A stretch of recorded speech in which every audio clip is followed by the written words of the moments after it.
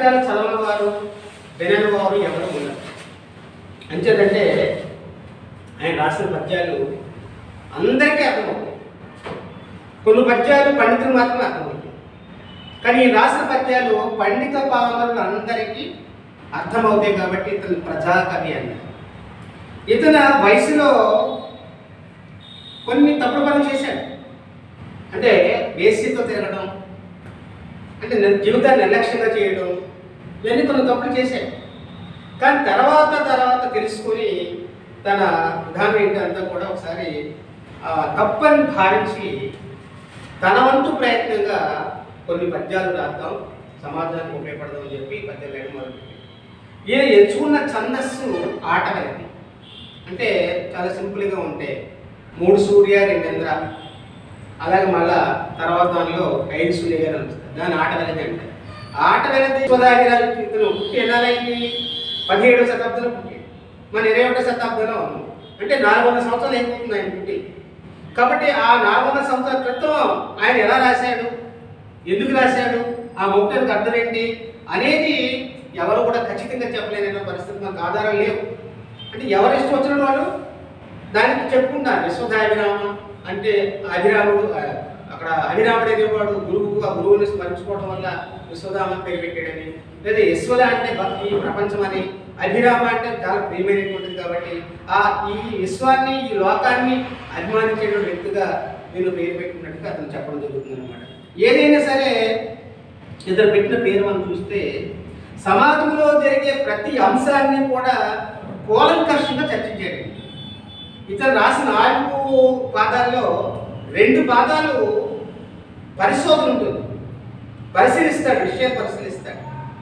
అనగనగా రాగం మదిశైలుచునుండు, తినక వేపు తీయనుండు, సాధనమున పలుకు సమకూరు ధరణ. ఇది చెప్పదలసిన విషయం ఏంటి? ఏదైనా ఒక పనిని మనం చేస్తే, అది అలవాటుగా చేస్తే దాన్ని మనం రాణిస్తాం చెప్పడం. దాని మీద ఒక చర్చ చేశాడు, ఒక పరిశోధన చేశాడు. దీనికి ఒక దృష్టాంతం వాడాడు. దృష్టాంతం అంటే ఉదాహరణ, ఏదైనా కృష్ణ చెప్తున్నప్పుడు పోలిక చెప్పామనుకోండి, ఇప్పుడు సంగీతం చాలా బాగుంది అనే కన్నా సంగీతం అమృతం అనే మధురంగా ఉన్నది అంటే బాగుంటుంది కదా. అంటే సంగీతం దేంతో పోల్చాం, మనం అమృతంతో పోల్చాం. అంటే అమృతం ఎంత గొప్పదో సంగీతం కూడా అంత గొప్పదని చెప్పడం కోసం మన సంగీతాన్ని అమృతంతో పోల్చాం. అంటే ఆ పోల్చడం వల్ల ఆ వస్తువుకి విలువ పెరిగింది. అంటే వేమన పద్యాలు తీసుకున్న సమస్య తీసుకుంటాడు, దాన్ని మరొక దానితో పోలిస్తుంటాడు అనమాట.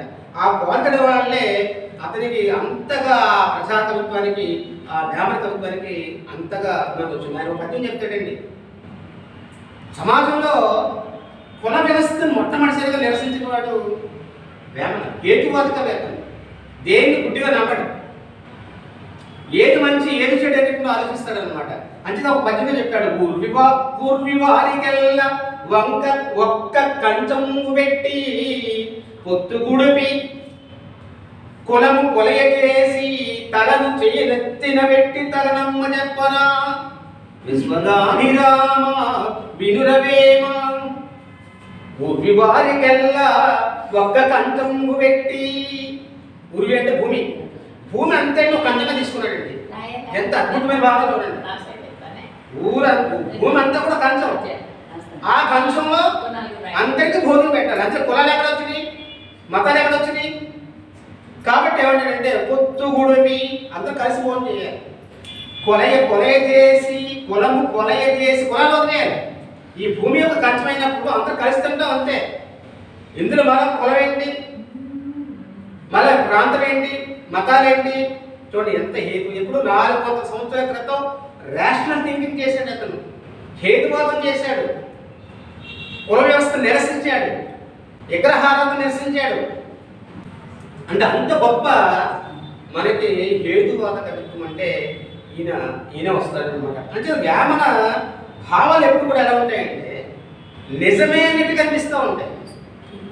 నిజమే అనుగాని చోట అధికల మనరాదు. చూడండి, కొంచెం ఉండిటెల్ల కుదరగాదు, అర్ధమందు కొండ అర్ధమందు కొంచెమై ఉండదా. చూడండి ఎంత భావం చేశాడో. కొండ అర్ధమందు కొంచెమై ఉండదని పోలి చెప్తున్నాడు. దేనికి పోలి చెప్తున్నాడు? మనకు అనుగాన చోట ఉంటే తప్పది, కొంచెంగా ఉండడం వల్ల, తగ్గి ఉండడం వల్ల, వినయంగా ఉండడం వల్ల మనం తప్పేమి కాదు. దానికి పోలిక ఏం చేశాడు? కొండ అద్దమందు కొంచెమై ఉండగా, అద్దంలో కొండ చిన్నదిగా కనిపిస్తుంది, అంత మాత్రం దాన్ని తప్పు వేస్తావా? దాన్ని తప్పుగా అంచనా వేస్తావా? ఏయు, అది మహాపర్వతం, కానీ అద్దంలో చిన్నగా కనిపిస్తుంది అంతే. చిన్నగా కనిపిస్తుంది కదా అని చెప్పి మనం దాన్ని తప్పుగా చూడండి. అంచేత చూడండి ఎంత దృష్టాంతం వేశాడో చూడండి. దాన్ని దృష్టాంతం అంటారు. ఒక విషయం చెప్తున్నప్పుడు ఇంకొక విషయాన్ని తెలియచేసే విధంగా మనకు స్ఫురణకు వచ్చేటట్టుగా రాయడం అనేది సామాన్య విషయం కాదు. ఇప్పుడు మీ అన్నయ్య కింద ఎర్రలాటలు రాశారు, వాళ్ళు సూక్తులు డైరెక్ట్గా వెళ్ళిపోయారు. నీతి అనేది వెళ్ళిపోయారు. మృత జల పూరితములకు నూతులను నూగిటి కంటే సూండుతో ఒక భావి మేలు, మరి బావుల నూగిటి కంటే సత్క్రతు అది మేలు, తత్క్రతు శతంభుల కంటే సుతుండ మేలు, తత్సుత శతకంభు కంటే ఒక సూండుతో వాక్యము మేలు చూడగను. అది డైరెక్ట్గా వెళ్ళిపోయాడు. అక్కడ సూట్ చెప్పేశాడు, నీతి చెప్పేశాడు, దాన్ని దేనికి పోల్చలేదు. అక్కడ ఒకదాని తర్వాత ఒకటి గొప్పదని చెప్పి వెళ్ళిపోయాడు. కానీ ఇతను అలా కాదు. ఇది ఏం చెప్తున్నాడు? ఏ విషయం అయితే తీసుకున్నాడో దానికి మళ్ళా ఇంకొక ఉదాహరణ చెప్పి మన చేత ఒకే అనిపిస్తున్నాడు. అంగీకరణ అంతగా ప్రజల్లోకి తన పద్యాలు అతుక్కొని ఉండిపోయేటట్లుగా రాసినటువంటి మహాకవి మన వేమన గారు. అలాంటి వేమన గారు ఇంకేమన్నాడు చూడండి, ఎంత విశాలమైన హృదయం చూడండి. భూమి నాది అన్న భూమి పక్కున నవ్వు,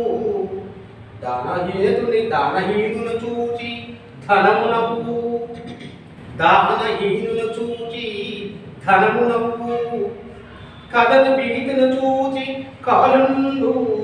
కాలుండు నవ్వురా విశ్వదాభిరామ వినురవేమా. చూడండి ఇక్కడ ఏమంటాడంటే, ఇంత భూమి ఉంది కదా, ఈ భూమిలో పుట్టి భూమి మీద పెరిగినటువంటి వాళ్ళం మన భూమి కోసం మనం ప్రాకులాడడం ఏంటి? భూమి నాదండం ఏంటి? ఈ భూమిలో పుట్టాం, ఈ భూమిలో కలిసిపోతాం, ఈ భూమి నుంచి వచ్చాం. అలాంటప్పుడు మళ్ళీ ఈ భూమి మనదని మనం ఎలా చెప్తాం? అంచేతే ఎవరిని చూడండి ఇక్కడ, భూమి నాది అన్న భూమి పక్కున నవ్వు. భూమికి కూడా ఆశ కలుగుతుంది. ఏట నాలో పుట్టి నాలో పోయేటప్పుడు నాదంటే దానహీనును చూచి ధనము నవ్వు. ఎవరికైతే ధనం ఉంది, కావాల్సిన ధనం ఉంది, కానీ పైసా ఎవరికి దానం చేయండి. అలాంటప్పుడు ధనం అనిపిస్తుంది, నవ్వుతుంది. ఎందుకంటే ఇంత డబ్బు పెట్టుకుని ఉన్నావు, ఎవరికి ఉపయోగపడవు నువ్వు అని ధనము కూడా నవ్వుతుంది. చూడండి ఎంత గొప్ప అద్భుతమైనటువంటి ఆ పద ప్రయోగం చేశాడు వేమన గారు. కథను బీతును చూచి కాలుంటున్నవురా. కాబట్టి ఇలాంటి పదాలన్నీ కూడా ఆయన రాశాడు. అంతేకాకుండా చక్కటి తెలుగు నుడికారు రాశాడు. ఈ భూమి గురించి చెప్తూ పోతను కూడా పద్యం రాశారు. కారే రాజు రాజ్యములు గల్గవే గర్వోన్నతం పొందరే వారేది సిరి మూట కట్టుకొని పాపంజాలరే. చూడండి పోతన గారు రాశారు. శుక్రాచార్యుడు బలిచక్ర దగ్గరికి వస్తాడు. వామనుడు దానం అడుగుతాడు, 3 అడుగులు దానం అడుగుతాడు. అడిగితే ఇవ్వద్దంటాడు శుక్రాచార్యుడు. ఇక్కడ 3 అడుగులు అడుగుతున్నాడంటే ఇక్కడ వామనుడు ఇక్కడ ఏదో పెద్ద విపత్తు ఉంది, ఇక్కడ పెద్ద ప్రమాదం మీద ఉంది. కాబట్టి ఆ ప్రమాదాన్ని మనం కనిపెట్టాలి, ముందుగా కనిపెట్టాలి. అంతే తప్ప ఇదేదో 3 అడుగులు అడిగాడు కదని చెప్పి మీరు ఒప్పేసుకోకు అని బలిచక్రవర్తి అంటాడు. బలిచక్రవర్తిని అన్నప్పుడు అతను తగ్గకుండా ఈ మాట అన్నాడు అన్నమాట. ఏమంటాడు? కారే రాజు రాజ్యములు గల్గవే గర్వోన్నతం పొందరే వారేది సిరి మూట కట్టుకొని పోవందాలరే భూమిపై పేరైనంగలదే శివి ప్రముఖులన్ ప్రీతిన్ యశ కాములైరే కోర్కెలు వారలన్ మరచిరే ఈ కాలం. ఇప్పుడు శివచక్రవర్తి ఉన్నాడండి, తన శరీరం కూడా త్యాగం చేశాడు. ఒక పక్షిని రక్షించడం కోసం తన శరీరాన్ని కూడా త్యాగం చేసి రక్తముడులో వెళ్ళిపోయాడు. అతని గురించి గుర్తుపెట్టుకున్నారు తప్ప ఎంతో మంది రాజులు పుట్టారు, చనిపోయారు. వాళ్ళు ఎవరు గుర్తుపెట్టుకోలేదు. ఒక అరిచంద్రుని గుర్తుపెట్టుకున్నాం, ఒక శివచక్రవర్తిని గుర్తుపెట్టుకున్నాం మనం. కారణం ఏంటంటే వాళ్ళు చేసినటువంటి త్యాగాలు అలాంటివి కాబట్టి అలాంటి త్యాగాలతో కూడినటువంటి విధానం ఉంది. కాబట్టి ఈ మాత్రం దానికి భూమి నాది, ఈ ధనం నాది, లేకపోతే ఇది నాది అనేటువంటి దాంట్లో మనం ఉన్నట్లయితే ఎందుకయ్యా పోతన గారు అన్నాడు. పోతన గారు అన్న పద్యం ఛానల్లోకి ఎందుకో లేదు, కానీ ఇది మాత్రం వేమన గారు రాసిన పద్యం మరీ చాలా అతి తేలిగ్గా అతి సులభంగా ఉంటుంది. అక్కడ కొన్ని పదాలు మనం నిఘంటువులు ఎత్తుకోవాలి, ఇందులో ఎత్తుకోవాల్సిన అవసరం లేదు, ఎప్పటికైనా అర్థమైపోతుంది అన్నమాట. కాబట్టి ఇక్కడ ఏమంటే భూమి నాది అన్న భూమి పక్కునవు దానహీన చూచి ధనమునవు కథను వీరితో చూచి కాలుందునవురా విశ్వదాభిరామ వినురవేమ అని చెప్పి మన మతాల వారికి ఇచ్చేస్తారు. ఇక్కడ ఏమంటే సాధారణంగా వేమన గారు రాసిన పద్యాల్లో ఒక వాస్తవికత కనిపిస్తుంది. చెప్పదలుచుకున్న విషయాన్ని నిర్భయంగా చెప్పేస్తాడు. ఎవరు ఏమనుకుంటారనే విషయం కూడా ఆయన ఆలోచించుకొని చెప్తాడు. తప్పులెన్ను వారు తండోపతండంబు ఊర్పి జనులకెళ్ళ ముందు తప్పులెన్ను వారు తమ తప్పులెరుగరో విశ్వదాభిరామ వినురవేమ. చూడండి, ప్రతి ఒక్కరికి ఏదో తప్పు ఉంటుంది. తప్పు లేకుండా ఎవడు ఉన్నాడు? ఏదో రకంగా ఏదో సందర్భం తప్పు చేస్తాం. తప్పు చేసినంత మాత్రాన ప్రతి ఒక్కరికి తప్పు ఉంటుంది. కానీ తప్పు చేసిన వాడు కూడా నువ్వు తప్పు చేసావంట, తన తప్పులు తెలుసుకోకుండా పక్కవాడిని తప్పు చేసావు అనేటువంటి పరిస్థితులు అంటారు. ఇది ఎంత వాస్తవం అనేది ఎప్పుడు 400 సంవత్సరాల క్రితం చెప్పిన పద్యం ఇది. ఇది ఇప్పటికే కాదు, ఇంకా 500-600 సంవత్సరాలు అయినా సరే ఈ పద్యానికి విలువ ఉంటుంది. కాబట్టి ఇలాంటి సులభమైన పదాలతోటి చక్కటి అర్థం వచ్చి చక్కటి సామాజిక ప్రయత్నం కలిగించి సాహిత్యాన్ని సమాజానికి దగ్గరగా తీసుకొచ్చినటువంటి జీవిత సత్యాన్ని చెప్పినటువంటి వేమన గారిని గురించి ఇవాళ స్మరించుకోవడం నా పూర్వజన్మ సుకృతంగా భావిస్తూ మరి మీ అందరికీ హృదయపూర్వక ధన్యవాదాలు తెలియజేస్తూ ఈ కార్యక్రమానికి మీరు అందరూ వచ్చినందుకు మీ అందరికీ పేరు పేరున ధన్యవాదాలు తెలియజేస్తూ ఇప్పుడు